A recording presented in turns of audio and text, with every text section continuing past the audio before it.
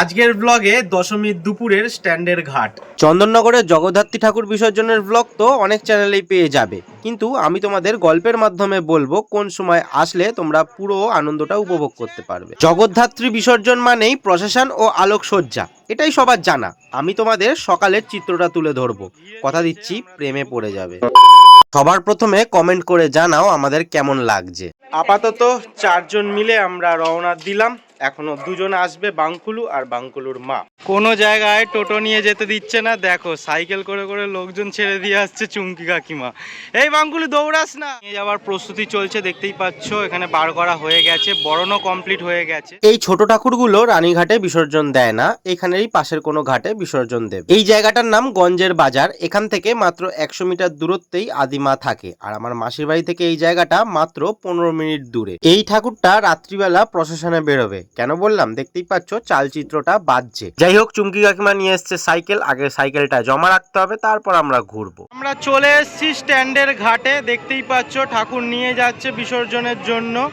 এরম ভাবে ঘুরিয়েই নিয়ে যেতে হয়। এই যে এটা হচ্ছে স্ট্যান্ডের ঘাট, এখান থেকেই নিয়ে যাবে। সব জায়গাতেই পুজো হয়, সব জায়গাতেই বিসর্জন হয়, সব জায়গাতেই আলোকসজ্জা হয়, কিন্তু চন্দননগর সবার থেকে আলাদা কেন, সেটাও আজকে তোমাদের আমি বলবো। এখন সময় দুপুর 2টো, সকাল 11টা থেকেই বিসর্জন শুরু হয়ে গেছে। রাত্রি 8টা নাগাদ প্রশাসন বেরোবে 100টা মতন ঠাকুর, কিন্তু পুজো তো হয় 200-300 খানা, তাই সব ঠাকুর আগেই বিসর্জন দিয়ে দিতে হবে, এটাই এখানকার নিয়ম। মা এসেই বাঙ্কুলুকে নিয়ে নৃত্য প্রদর্শন করতে শুরু করে দিয়েছে। হ্যাঁ, এখানে সবাই এরকমই করে, তাই তো বলছি এখনই একটা প্ল্যান করে ফেলো। পরের বছর দশমীর সকালটা স্ট্যান্ডের ঘাটে কাটাবে, দেখবে নিজেকে একটা নতুন ভাবে চিনতে পারবে। অনেক সময় এই সবগুলো হয় না, যে নাচ করব, গান করব, লজ্জা পাবো, তো এই জিনিসগুলো এখানে আসলে ভুলে যাবে। সবাই দেখবে অনেকটা বন্ধুর মতন, সবাইকে মনে হবে নিজের চেনা।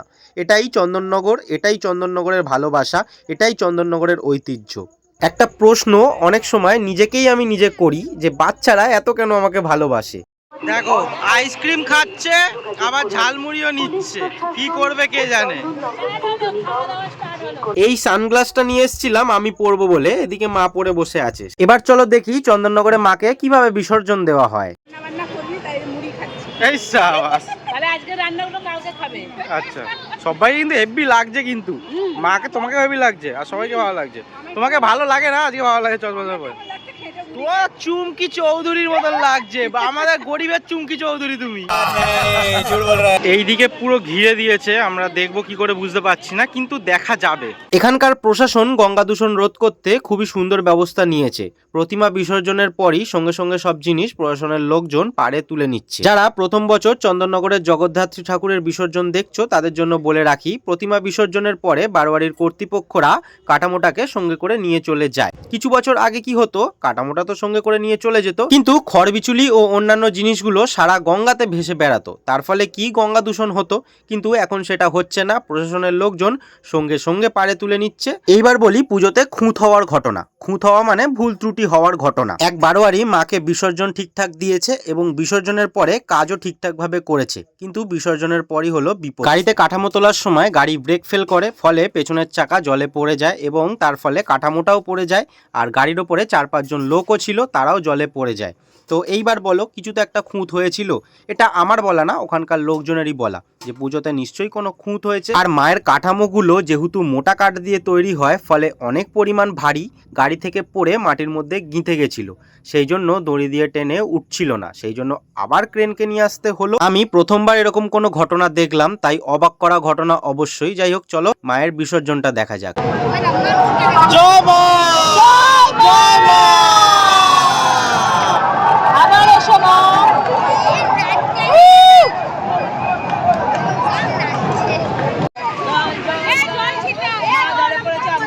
এটা নাও, জলদি ভিজি দে বাঙ্কুলু, ভিজিয়ে দে।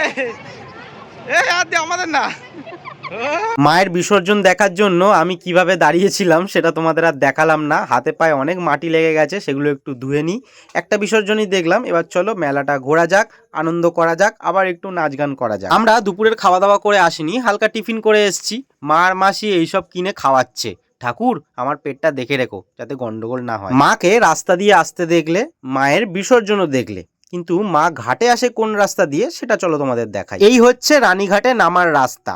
রাস্তার ওপরে যতই ভিড় থাকুক না কেন রানীঘাট থাকবে একদম ফাঁকা। মায়ের সাথে বারোয়ারির গোটা 30 জন কর্তৃপক্ষ থাকে যারা বিসর্জনের কাজটা সম্পন্ন করবে, তাছাড়া কেউ থাকবে না। একটা বারোয়ারি থেকে উভয় লিঙ্গের কমপক্ষে 100 জন লোকজন আসে। এবার একটা টাইমে 3 থেকে 4টে ঠাকুর বিসর্জন হয়, তো এত লোক আসলে জায়গাটায় তো অনেক ভিড় হয়ে যাবে, তার ফলে মাকে বিসর্জনই দেওয়া যাবে না। সেই জন্যই এই নিয়মটা করা, আর এই নিয়মটা আজকের না, বছর বছর চলে আসছে। বিসর্জনের সময় আর একটা জিনিস ভীষণ ভালো লাগে, সেটা হচ্ছে বারোয়ারির কর্তৃপক্ষরা সবাই একই ড্রেস আপ পরে। আগে দেখতাম সবাই পাঞ্জাবি পরতো, কিন্তু এখন দেখছি সবাই গেঞ্জি পরেছে, আবার পিঠে বারোয়ারির নামও লিখিয়েছে। মেয়েদের যেমন শাড়ি পরলে ভীষণই অসুবিধা হয়, ছেলেদের তেমন পাঞ্জাবি পরলেও খুবই অসুবিধা হয়। হয়তো সেই জন্যই এখন পাঞ্জাবি কেউ পরে না, সবাই গেঞ্জি পরে। একদিকে বেশ ভালো। মাকে দেখে ভীষণ ভালো লাগছে। কালী পুজোতে অল্প একটু নাচ করেছিল, এখানে এসে এতটা নাচ করবে ভাবতেই পারিনি। বলেছিল আমাকে অল্প নাচ করব, কিন্তু মাসি আরও পিসিরা কাকিমারা নাচ করবে এটা তো একদম ভাবতে পারিনি। যাই হোক, বেশ ভালো লাগছে। আর ভিডিওটা দেখে তোমাদের কেমন লাগছে? যদি ভালো লাগে, তোমরা যদি খুশি হও, তাহলে আরও বেশি ভালো লাগবে। তো প্লিজ একটা লাইক করে দিও, কমেন্ট করে জানিও কেমন লাগছে ভিডিওটা, তাহলে ভীষণ খুশি হই, একটু আগ্রহ পাই বেশি। তো এখানে দেখো কত রকম সেজেছে সব ব্যান্ড পার্টিরা, দেখতেই পাচ্ছ এক এক রকম ড্রেস। আর এই পুজো মণ্ডপে পুরো সবুজ কালারের পাঞ্জাবি ড্রেস। হ্যাঁ, আমিও একটু নাচু নাচু করলাম, কিন্তু আমার একটা জুড়িদার থাকলে বেশি নাচু নাচু করতে পারতাম। মা আর মাসিদের সাথে কি নাচ করব। যাই হোক, অল্প একটু নাচ করলাম। আর একটা কথা বলি তোমাদেরকে, এখনো 2 দিন 2টো ভ্লগ আসবে এই বিসর্জনের। আজকে রাত্রিবেলাতে দেখবো আলোকসজ্জা, সেই ভ্লগটাও তোমাদের দেখাবো, বলবে কেমন লাগলো। আর কালকে সকালবেলাতেও আবার আসবো স্ট্যান্ডের ঘাটে, কালকে বড় বারোয়ারির কোনো মায়ের বিসর্জন দেখবো, সেটাও তোমাদের সামনে দেখাবো। আমার ফোনের চার্জ এক্ষুনি শেষ হয়ে যাবে, তো সববার কেমন লাগলো? কমিজি কেমন লাগলো? হেব্বি কেমন লাগলো? হেঁটে যেতে ভালো লাগছে না আর। আচ্ছা মাসি, তোমার?